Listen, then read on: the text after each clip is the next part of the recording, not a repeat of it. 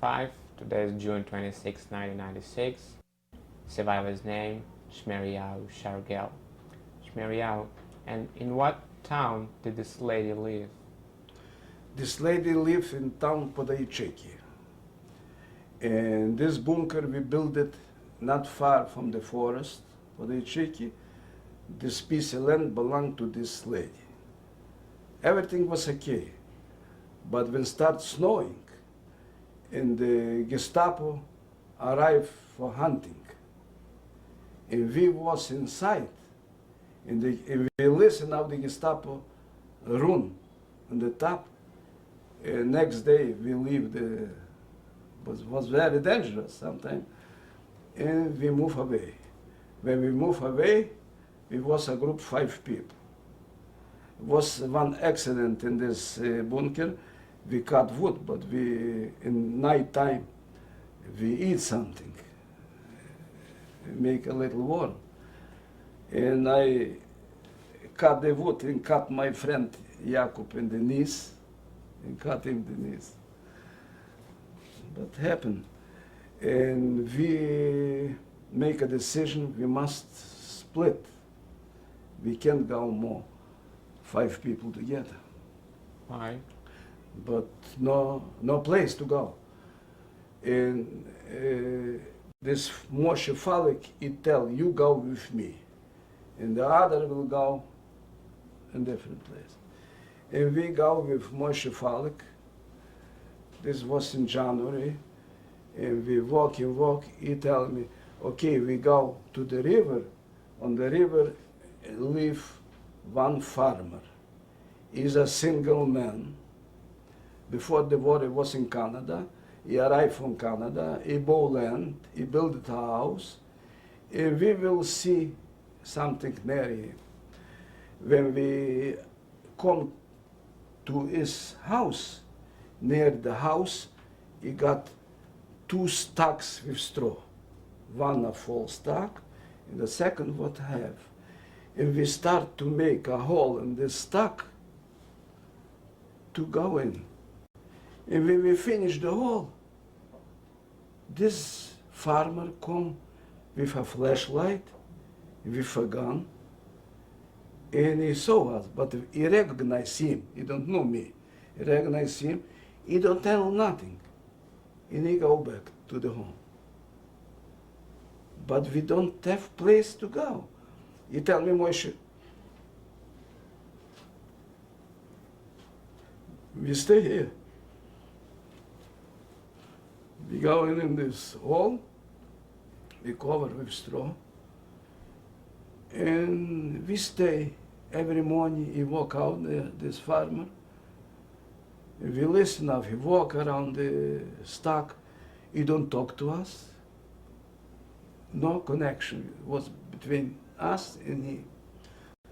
But we was in the stack, and night time, my friend, he walk out, he got neighbors.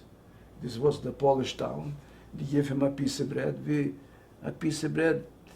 We split everybody a small piece in water. This was this food. He was sitting in this stack, but we listen. Machine guns not far from. We don't got papers, no nothing. But we know about this, the Soviet army pushed the Germany. And one day he come in, listen, he call him, Moshe, walk out, the tanks, the Russian tanks here. And this was the liberation. We kiss each other, we cry.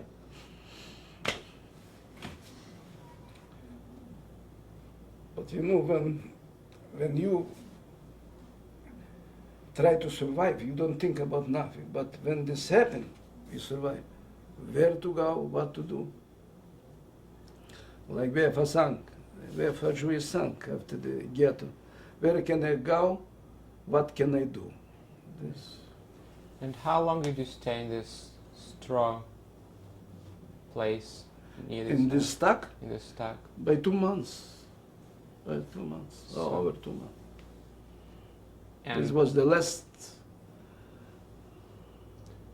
near what town was it located? This location was in this Polish town. Everything belonged to this Polish town. My surviving. What was the name of it? Podajczyki. Yes. Mm. Where did you get the food from? Food, what my friend he bring food. This we survive. And But I don't got nobody in this town. what were you doing during the daytime? We sitting, nothing, no, dark. What we can do?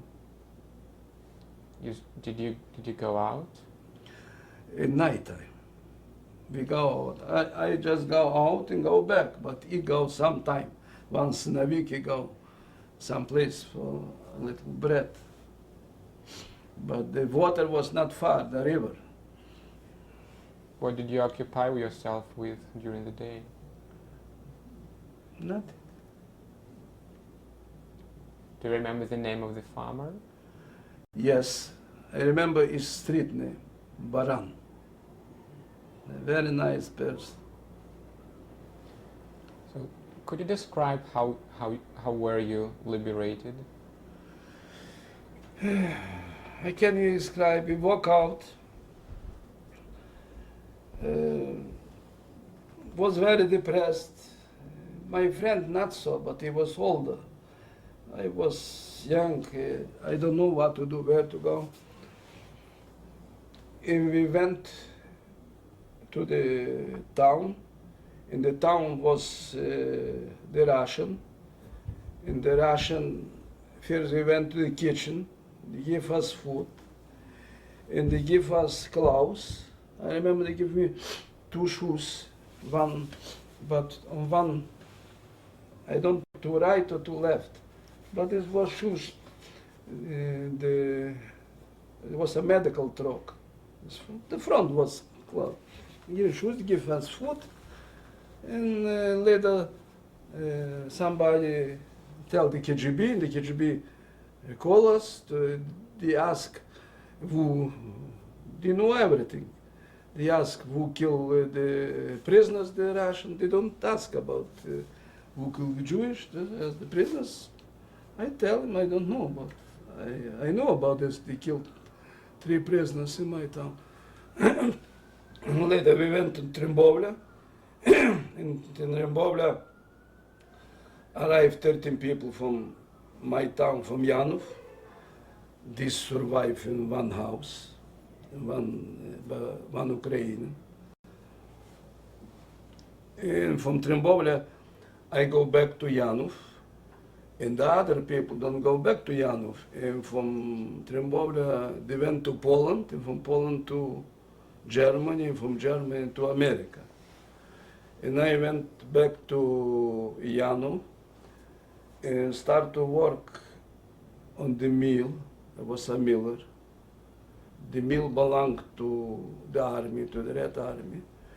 This every day, he don't pay us with rubles. He give us flour. The flour, I sold the flour, I bought some clothes, and I support one family. But what happened? One family from my town survived, one family.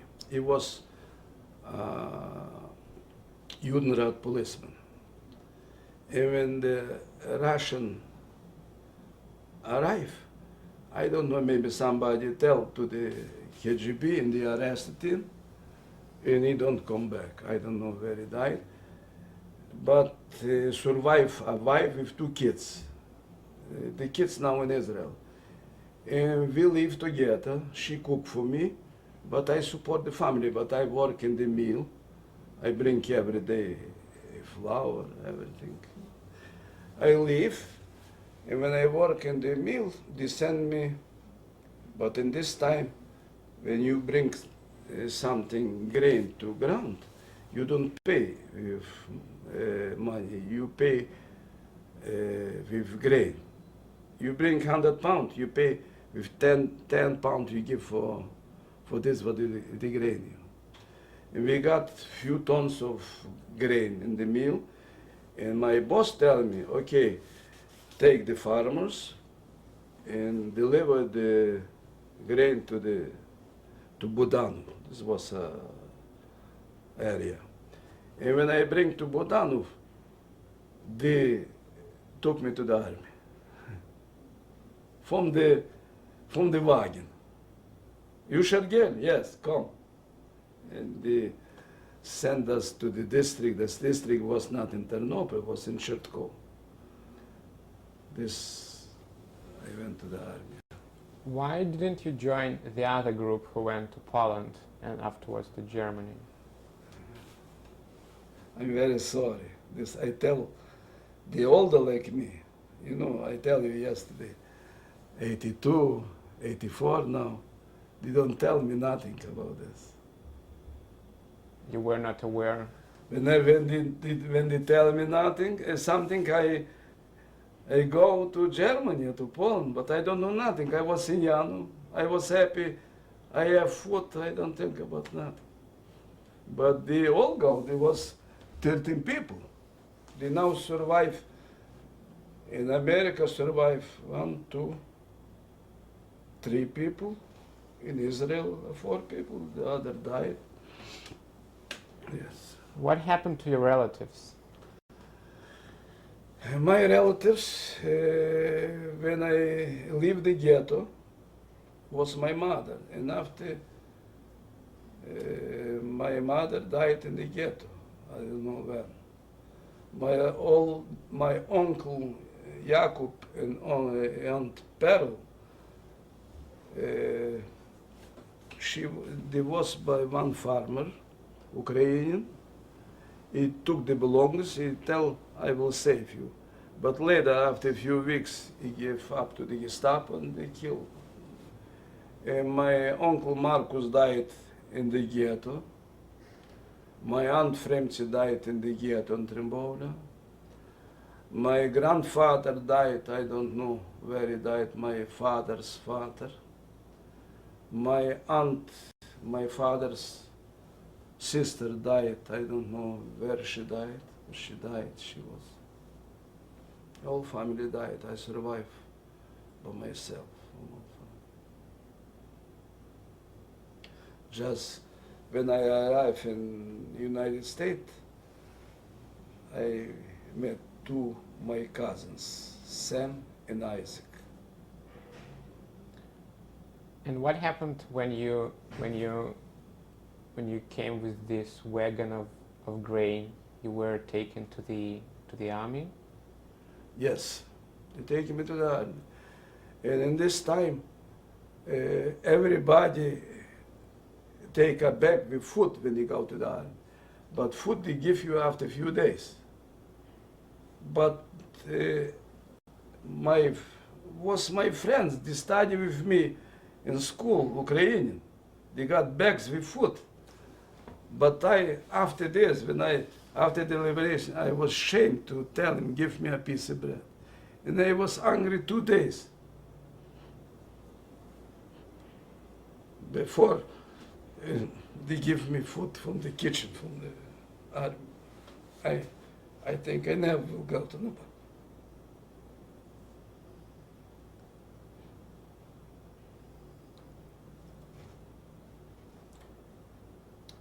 But this was boys who would study with me in school. And later when I go to the army, I was the commander from the boys. We was in one headquarters. Why did they take you to the army?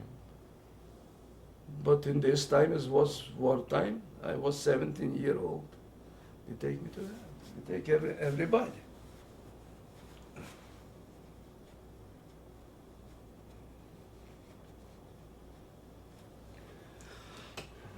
And what month was it? This was October, end of September, October, What year was it? 44. Where did they send you? Where I was? First I was in Novograd, Volinsk. This was district Zhytomyr. My regiment, they call 121 Reserve Polk, they call.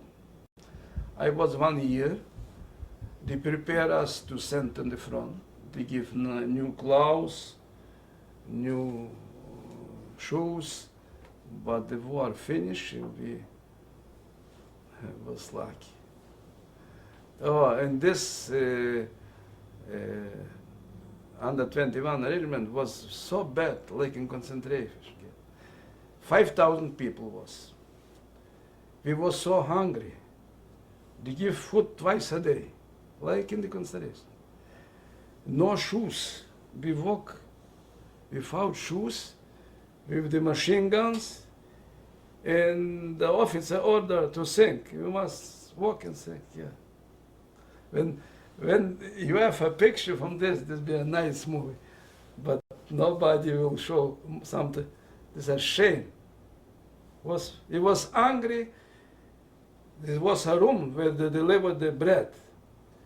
And when the truck bring this bread, was 4 soldiers with machine guns. He watched the truck, but everybody was hungry. And something happened every week. Different soldiers take care on the doors, on the fence, but it was fence. And when our people go to guard the fence and the doors, and some woman bring bread to the fence. And we run out, we catch the bags, and maybe 100 soldiers on one bag, and they try a piece of bread. It was What happened afterwards? After, in 1945, they come in officers and they look for educated people, but in this time, educated was not. What is educated? I finished 7th grade in this time, but and they took me to the Air Force. They took me to Lvov. I was working in a repair shop. They repair planes, engines from planes, on the airport in near Lvov, Sknilovo. And later I was in different headquarters from one to the other, but before they changed the people. And the last time I was 3 years in Germany. Why did you stay in the army? I was born 27, and everybody who born 27, when you was a soldier, you must be in the army 7 years. When you was a sergeant, 8 years. After 8 years, I was like a volunteer, 5 years. This time happened like when they liberate me. Where 13 years I don't receive letters. I go to civil when I was married before. But I don't receive letters, no relatives, nobody. All my friends, all my neighbors, everybody died, and who survived the move away. This I was in service. When were you married? I married in 1956, 26th of May. Who was your wife? I met a nice girl. She was, in this time, 19-year-old. She was a survivor from the Holocaust. She was in the ghetto bar, district Vinnytsia. The father died in the ghetto. The brother died in the ghetto. Just the mother survived, and she survived. When she survived, she was 8-year-old, but she born in 1936. And I met this girl. In this time I was vacation from Germany. My vacation was by 2 months vacation. And I spent more like a month vacation. And one doctor introduced me to this girl. She was a very nice girl. She was working in the hospital. And for the first day, I tell I like to marry you, but she was afraid. I was a military man, and I must go back to Germany. I tell, don't worry, I will take you to Germany. She tell me, okay, you will be back from Germany later. And she got a relative, they tell me the same. And I was more older, I was 29 at the same. I tell, okay, you don't like to marry it, okay, we will go to your mother and introduce me to your mother, to your aunt, and later we'll see. I was a little smart in this. And when we arrived in Moldavia, town Lipkane, it's a small town. Everybody saw she come in with a nice boy. I was a young man. Everybody run to look who is this man. She understands she make a big mistake when she go to the town, but it was too late. And after a few days, we was by the mother. She agreed to marry me. And in my package was just $2,000, but I spent everything. 2,000 rubles, not dollars.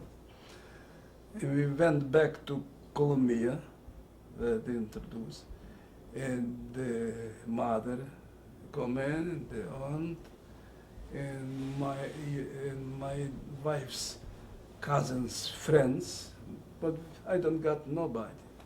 One family just.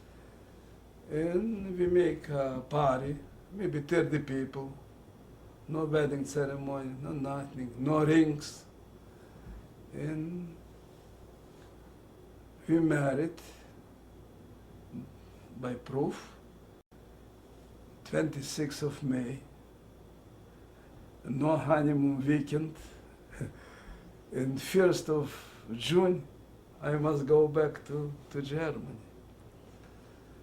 This was very painful for me too, but not so like for a young girl. And I received a letter, she write me, I'm married, but I'm ashamed to go on the street, everybody, where is your husband?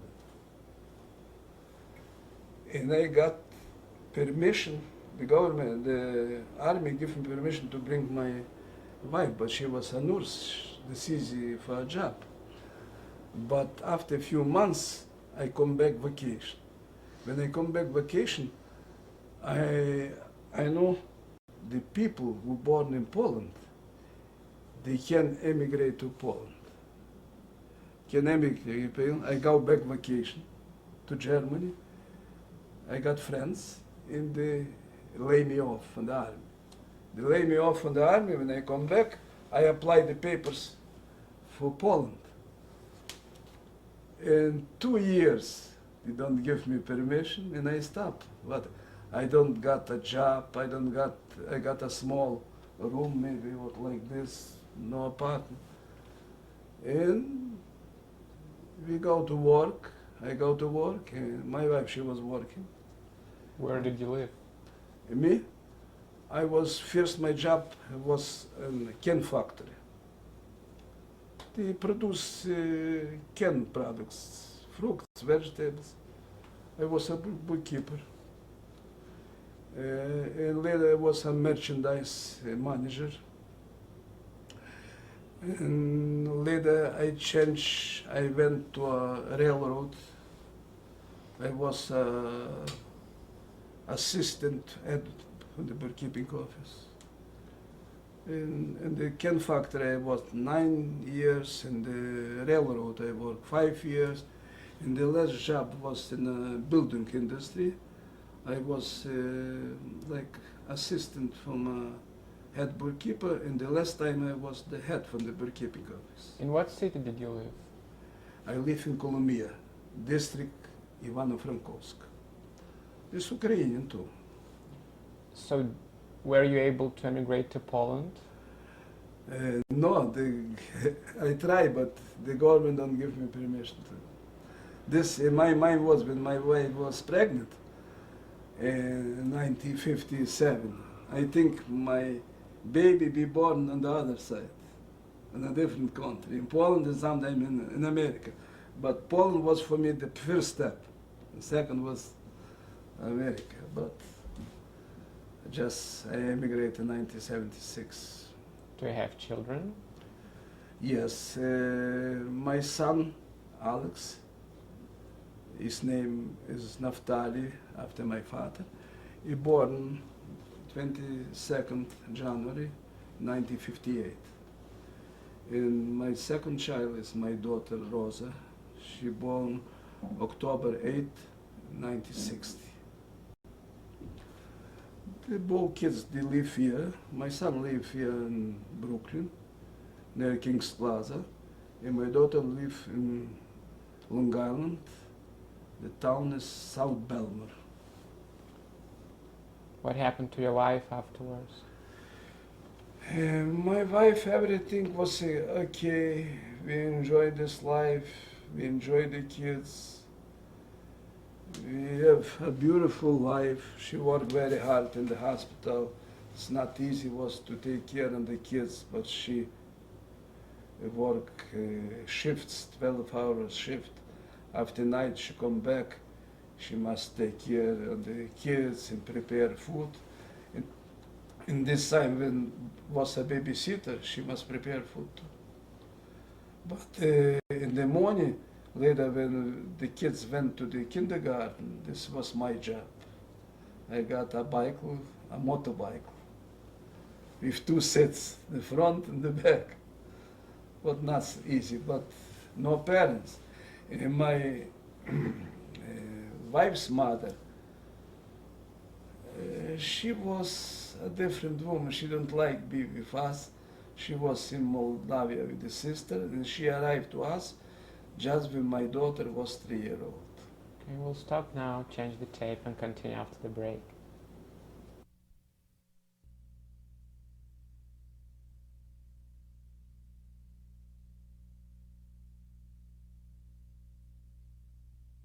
There is June 26, 1996. His name is Shmeriyahu Shargel. Shmeriyahu, and what happened afterwards? After, in 1968, in New Year, we celebrate New Year. We got a big party on my job. I was working the railroad in this time. Everything was okay. I was okay. My wife was okay. But in midnight, we come back from the party, and my wife tell me I'm tired. In the morning, we got a special party for the kids. She tell me I'm tired, and you go with the kids to the party. I went with the kids to the party, to the hospital where she worked, and after I went to my party. When I come back, she was in bed, she don't feel well. And I tell, after the holiday, I tell go to the doctor. She tell I don't like to the doctor. She went to work, but she got a big pain in the back and she can't work. And I called the doctors, but the doctors, we was in Paris together, was my friends. I tell this happened, and the doctor tell her come for checkup. She went for checkup, and they think something, her tried, don't find nothing. I saw she feel very bad. I went again to the hospital. The doctors, you must, something happen. They sent to Lvov. Lvov, the center was she worked in the railroad hospital, and Lvov was the center, and was good doctors. And I went, we arrived in Lvov, and they checked this and that, and they don't know what happened. after 1 week, 2 weeks, no better. She was in from one department to different department, and later his face was like yellow. And big doctors, but they don't know what this. And they sent to the special hospital. They sting this appetite. But this was very serious. And I went to a different hospital. Was a Professor Caravano, and I tried to give him money, something. When I tell him this is a medical nurse, he was old man, 70 years. I tell I will order a taxi. He tell no, I go by myself, don't worry. And he arrive, when he take a look, he tell was a consilium, maybe 2 doctors, they don't know nothing. We must open and look what happened. And they ordered the surgery after a few days. And when they opened, the professor come back, he took my hand and told me, man, you must be strong. She's 1 week to live. And she was in pain, and the painkillers don't help nothing. She don't did nothing. And they put a lot of narcotics, injections. Drugs. And she was not so normal, and she told me, I like 10 lemons. In Russia, where you can find 10 lemons. I went to the restaurant in center of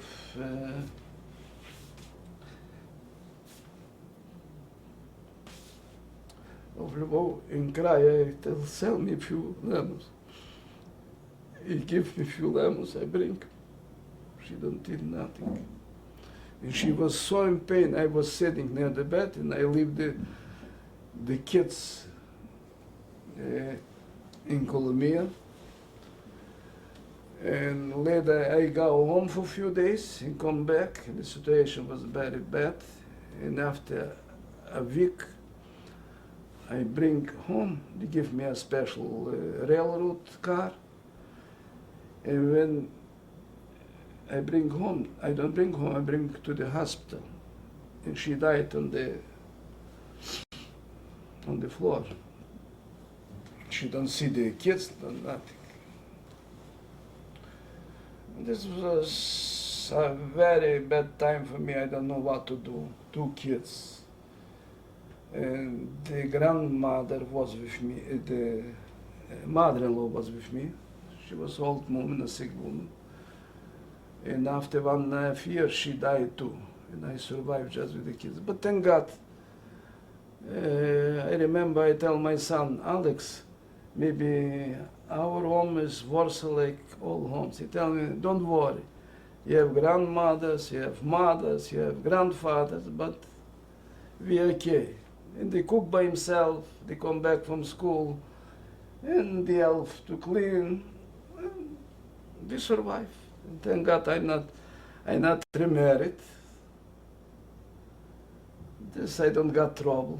But when you're remarried with 2 kids, this is big trouble. I remarried just here in this country. Why did you want to leave the Soviet Union? My dream was in 1957 to leave this country. But from 1957, I just leave the country in 1976. After I leave the country, I thank the 2 cousins, Sam and Isaac, and Alan and Rita. Special, I thank to Alan. In this time, they sent me an invitation. The invitation was a special with a red tape. Henry Kissinger signed the invitation, but this time was a little different like now. But the government don't give me permission to leave the country. In this same time, they throw out my son from the college. He study music. He finished 3 grades, but when I applied to go to United States, the police tell me to give him a piece of paper from the college. When I went to the college for this paper, they tell me your son must stay here. We throw him out. And this lady was my friend, and she tell me, I'm sorry. I tell her, don't sorry. I understand when I be your place, I do the same. It's not from you. And we throw him out. I was in big trouble. He was 17-year-old. And I went to one farmer where I was working, the building industry. I tell him, listen, Mikhail, sometime you take my son. He tell, okay. But after a few days, he come to me and tell me, listen, Sasha, this is a very hard job, heavy job. I'm not responsible for your son. I work up my man, this is true. And I went to the one office, one girl was working, and I tell her, can you something do to give my job, and my son a job in the restaurant to play piano? She tell, I will try. But it's not a big city, 60,000, everybody know. They know, my wife died, I took it. And they give him a job in the restaurant. For a young boy, it's not so good. I was afraid, but this was not far from my house, it was on my control. And when the Russian government reject my application to leave the country, I fight, but when I don't fight, they took my son to the army. But he was the age 18, this time. And I sent petitions to Kiev and to Moscow, and they sent me back. The government sent me back. We don't interest to give you permission. I tell the interest is my interest, not your interest. But I fight. And when after 3 months or 4 months, they call me to the district Ivano-Frankivsk. I think they called me to give me permission. But when I arrived with the kids, and the street was Chekist street. This is the KGB, the police, the jail, the police school, everything was in this street. It was a very dangerous street. And one major called me, tell me, take a chair. I take a chair. Take this paper, read this paper, sign. I tell him, I don't sign. In this paper they write, the government, the Russian government don't have interest to give you permission to leave the country. And that's it. I tell I don't sign. I tell it's better to sign, but you be in trouble. I tell I don't sign. And I make appointment to the general, and this was very a risk. And I tell my kids, when sometime they arrested me, sell a telegram to my cousins to America, they will something do. And I fight maybe a year, and they don't give me permission, but thank God I was working, nobody bothered me. Everybody from Kiev, from Ivano-Frankivsk was nice to me. And later, in one day, they called me to the police. When they called me to the police, was a very nice woman. She showed me a piece of paper, but she don't give me in my hand. You can read this. And I read, I can apply second time. But to apply second time, you need new invitation. When tell me new invitation, I went to the post office and try. When I will send a telegram, send me new papers, my cousin they, they, they can't understand the situation. I write the telegram in Polish. Alarmowo, ślicie nowe papiery. This was like emergency. Send me new papers. And my cousin Sam and his wife Ellen, maybe they order a lawyer. And by 2 weeks, I received the papers. And this Sam's wife do a lot of things. The permission what I received from the government, I think the American Senate helped me. But in this time, she sent a lot of petitions to Senator Baker. And when I arrived here, she sent the senator a letter, and she appreciated him for what he has. And this was, I arrived 17 in January 77, and for New Year he sent a greetings card with a picture from the old family. Yes, so very, this I remember. Yes, this was my arriving in.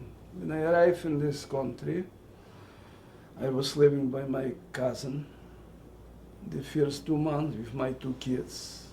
They take care of us. After they helped me to walk, to make the first steps in this country. One cousin, second cousin, his wife, Rita, Ellen, they walk with me, they drive with me, they apply for apartment, and I receive apartment in Prajas in Canarsie. It was a beautiful apartment. They bought furniture for me, they bought everything. You can't forget this. I lived 5 years in this apartment, later I moved to Brooklyn. My son went to study computers. My daughters went to study, she finished the high school here and went to college. She studied nursing, later she changed to accounting. Now I'm very happy they go in my way. But my son is now a controller, just like me. I was a controller. I had this like a controller. And my daughter, she work accounting too. And not easy was the first job for my son, you know. It was not easy, but step by step, he start to work. No, he's okay. He have a nice wife, 3 nice, beautiful kids. The kids, excellent students. I will show later you. 99, and no more. And the smaller boy is just 3.5 years old, a beautiful guy. And my daughter, she have one son, Oliver. She work for Roosevelt Hospital.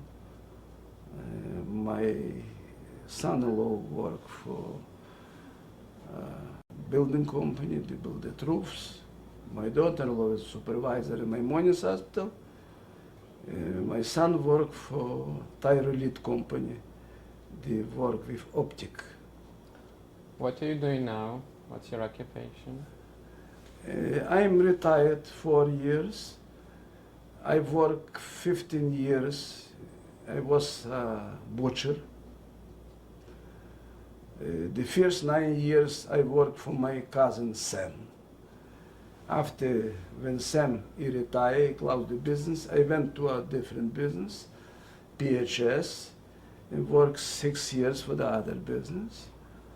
I retired 2 years before 65, but they give me a hard time. I was an old man and a union man. My salary was $15.30 an hour. And my boss, he tried to take from the street for cash for $5 a man. They give me a hard time, and I apply my pension before my retirement, and 2 months before my retirement, they lay me off. This now I'm retired.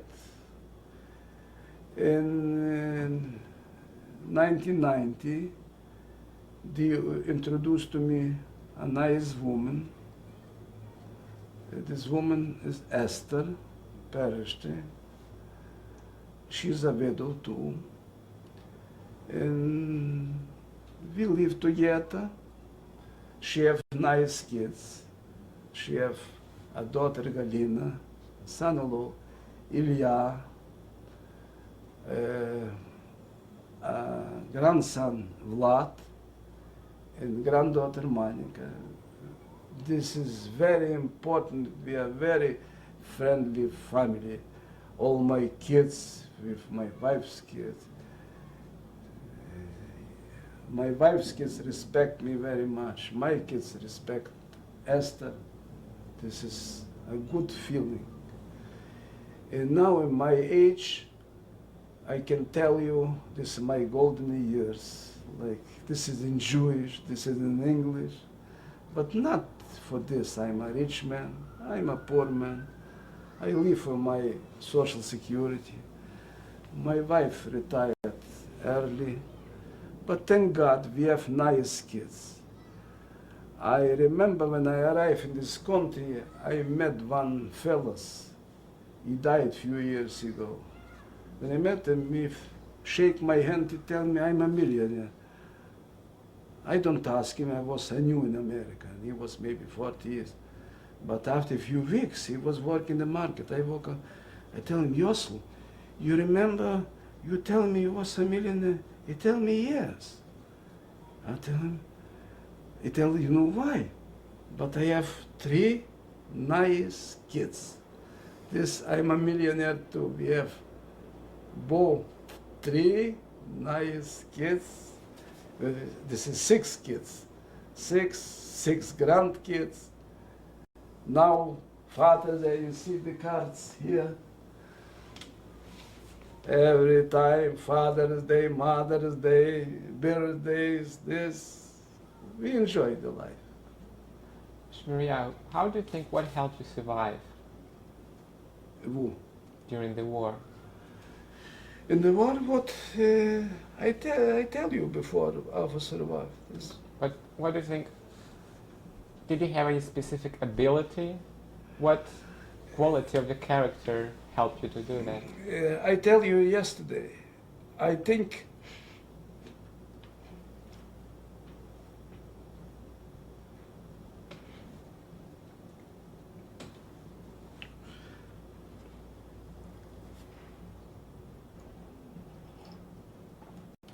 my friend helped me to survive.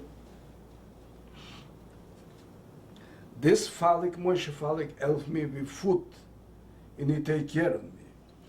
But this psychology problems, my friend, this young boy, 13, he prepared me for fighting. Did he inspire you? Yeah, you remember I tell you, he write poems and call the Jewish people to stand up, to take knives, to take shovels, and to fight with the Germany. 50% will survive, but not 6 million will die.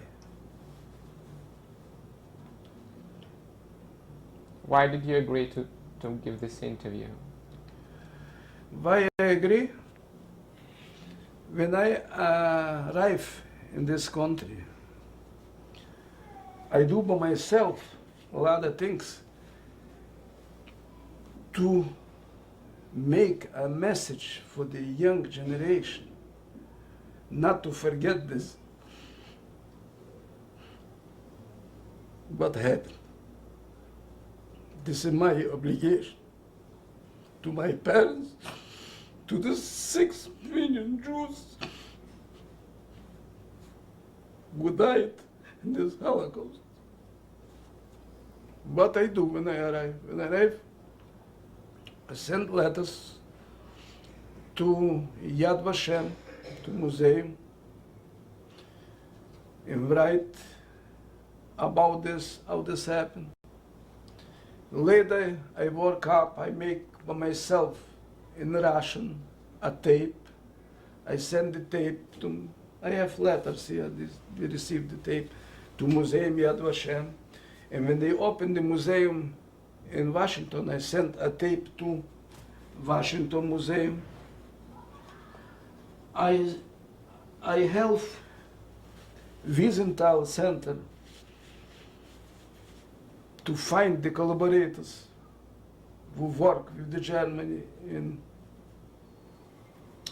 help the Germany to kill the Jewish population. In this same time, I don't forget about the people who rescue and save the Jewish. In my town, one Ukrainian family, they saved 13 people from my town. I sent a letter to IDL about this, Anti-Defamation League.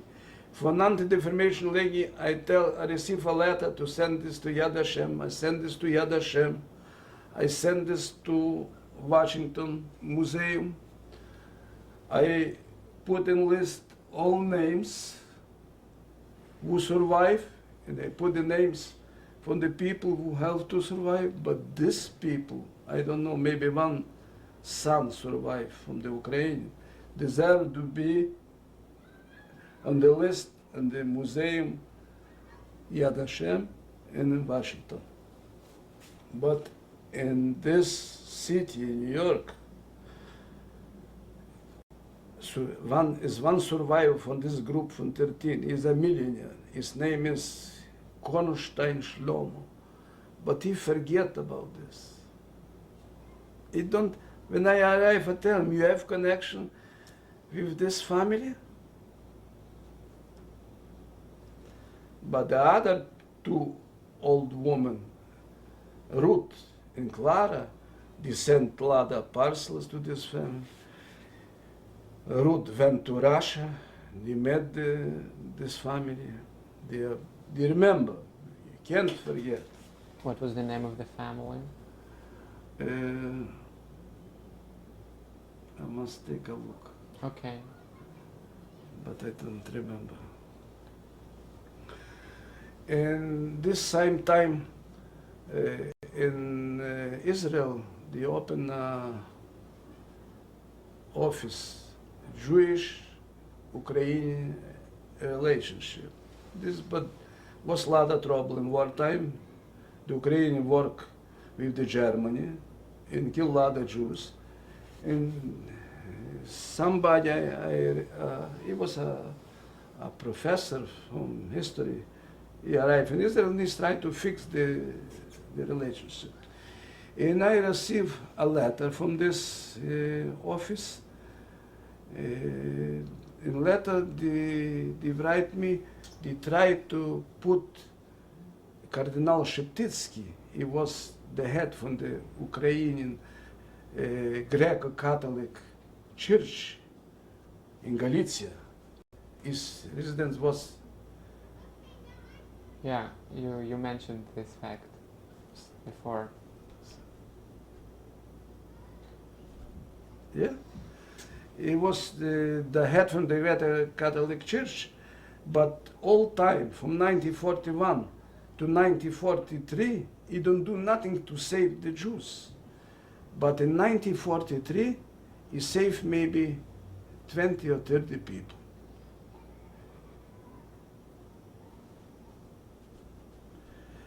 And I sent in my mind in the letter, and I write, it's my obligation to tell you, in my mind, he don't deserve to be in the list of the people who rescue the people, but he don't do nothing 3 years. He just saved 30 people when he feel the situation change and the Russian push the Germany out. Shmerial, thank you very much for your great interview. On behalf of the Health Foundation, Shoah, I want to thank you for sharing your experiences with us, and hopefully this message will never be forgotten.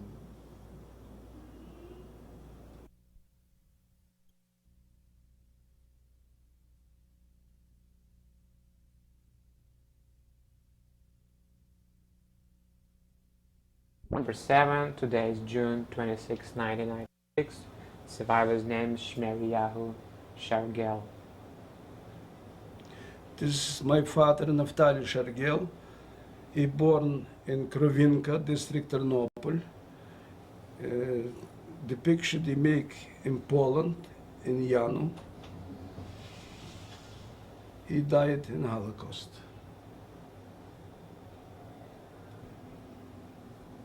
This is Shmeriyahu Shargel, this is me. The picture they make in Janu in 1938.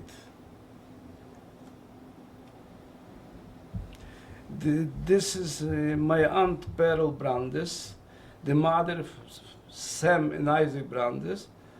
This is my two cousins who helped me to arrive in this country. This is my uncle Marcus Lazarus.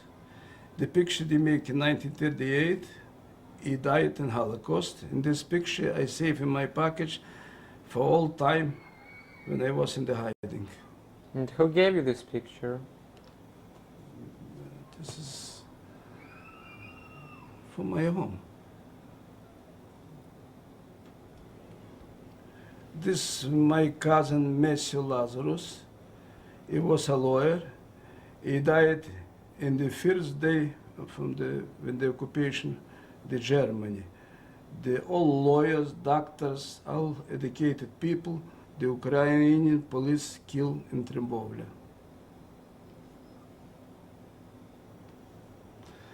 This is the public school in town Janov. I started the school when I was 6 years old, and I finished 7th grade in 1940. When was this picture taken? The picture was taken in 1948. This is Janu. This is the Jewish area, and not far from this building is the place where was my home. The Ukrainian destroy all city, all Jewish homes. The picture they make in 48. And what street is that? In Polish they call it miasto. This is the center. This is me, Shmeriyahu Shargel. The big picture they make in Novorad-Volinsk in 1944, and the small picture they make in 1945 in Novorad-Volinsk too.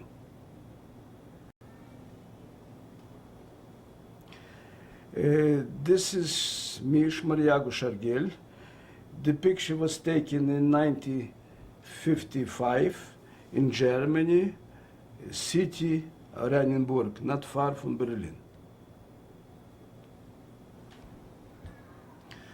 This is me, Shmeriyahu Shargel, my wife Riva Shargel, the mother for my son Alex and my daughter Rosa.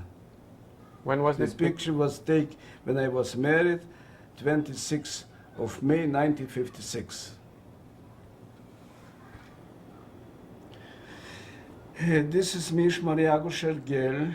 I prepare for the cider, and now they will arrive my kids, my grandkids, in tradition of Jewish Passover. When was this picture taken?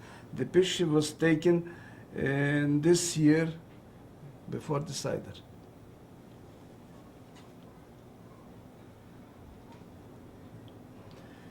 This is the place where the people died from the ghetto Trembovля. This died maybe 10,000 or more people. When I leave the country in 1976, I tried to make a monument, but the Russian government don't give me permission. Last year, I visited to this place, and the Ukrainian built a monument for the people, but I don't like the sign. The sign they put for the people who died in the Holocaust, from the people from the district Trembovля. And nobody put a sign this is Jewish people, but 100% died Jewish people. This picture they make when was by my bar mitzvah for my grandson Barry. From the left to the right, first is Galina, my stepdaughter. Second is my step-granddaughter Monica. The third is Ilya, Galina's husband. The fourth was my son Alex. The fifth was Barry, the bar mitzvah man. And the sixth was Irene, my daughter-in-law, Alex's wife. And when was the picture taken? The picture was taken the bar mitzvah, 9 of April, 95, in Canarsie Jewish Center. This picture was taken when it was my bar mitzvah, my grandson Barry, April 95. From left to right, my son-in-law Eugene. Second is my grandson Oliver. Third is my grandson Barry, the bar mitzvah man. And the fourth is my daughter Rosa. The picture was taken when they prepared for the bar mitzvah, my grandson Barry. From the left is my granddaughter Jeanette. From the right is my grandson Barry.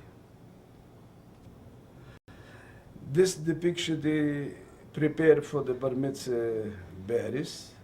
From the left is my grandson Ryan. From the right is my grandson Barry. This is my step-grandson Vlad. The picture they taken 2 years ago when it was graduation from the high school. This I received a letter from the American Catering Federation for the Holocaust survivors. And this time arrived 2 detectives from Scotland Yard from England to find out about the collaborators who work with the Germany and help to kill the Jews.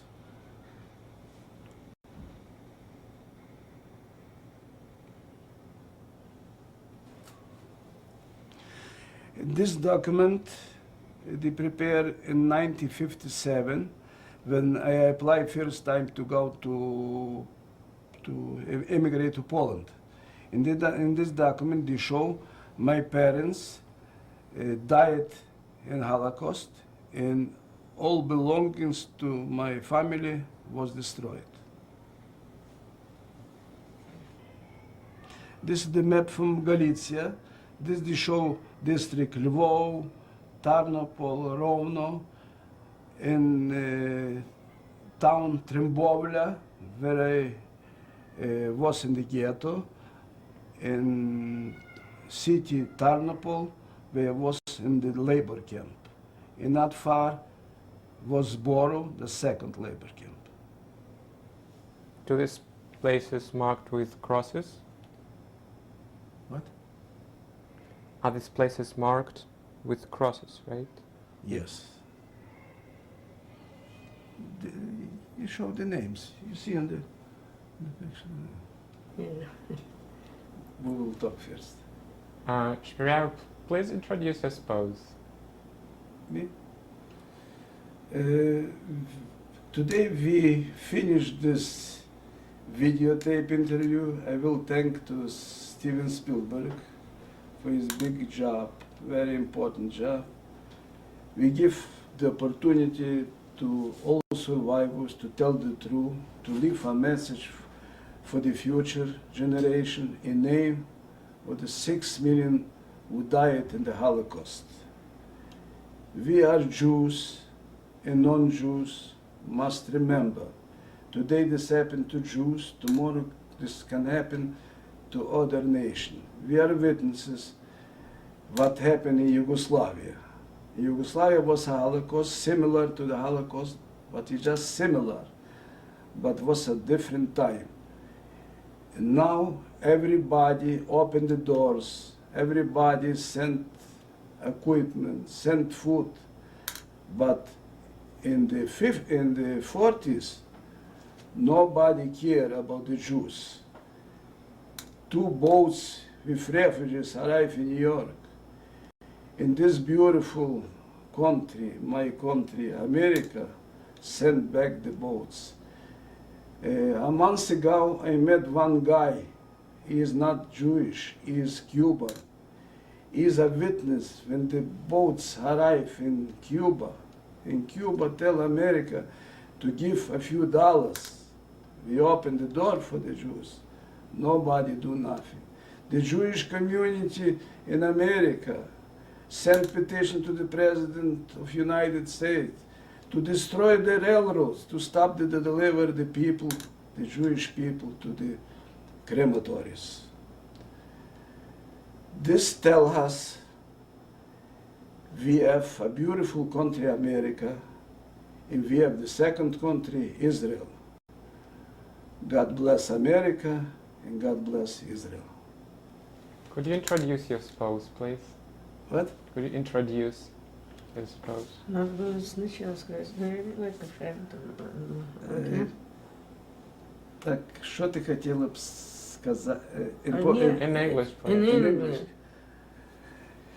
What you try to tell today on the interview? I try to tell that I got a hard,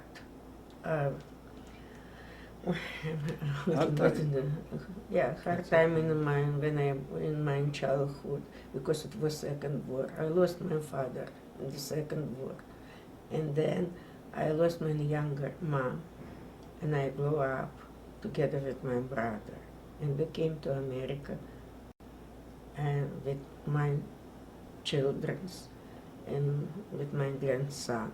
And right now, they grow up in America, and I worked for 70 years, and I retired a person. And just like Sasha, I have a nice friend. And that's it. God bless America either. What is your name? My name is Esther.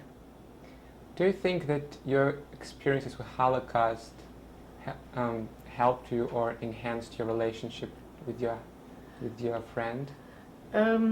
Yes, because I'm just a real Jews, and I know because I was a child in the Second War.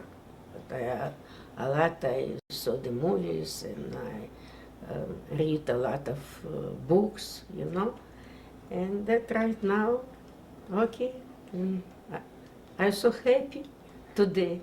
Do you tell your kids about what happened during the Holocaust? Yes. About the Holocaust, yes. Because my granddaughter, she asked right now me about this, and I told a few days ago it's supposed to be coming and take a movie about Holocaust. So she said, Grandma, can I tell this to my friends about this? And I said, yes. And she said, I know everything. She's only 9 years, but she's interested in this. And you think it's important to do that? Yeah, it's important to our kids, to grandchildren. And then they talk to their children and grandchildren. I know this is like a generations. That's it. Thank you very much for joining us. Okay, thank you. Shmeriahu, again, thank you very much for your interview. Thank you. And Thank it was, you. I'm very happy I passed the interview. it was really wonderful. This is my will. Thank you very much. Thank you. Okay.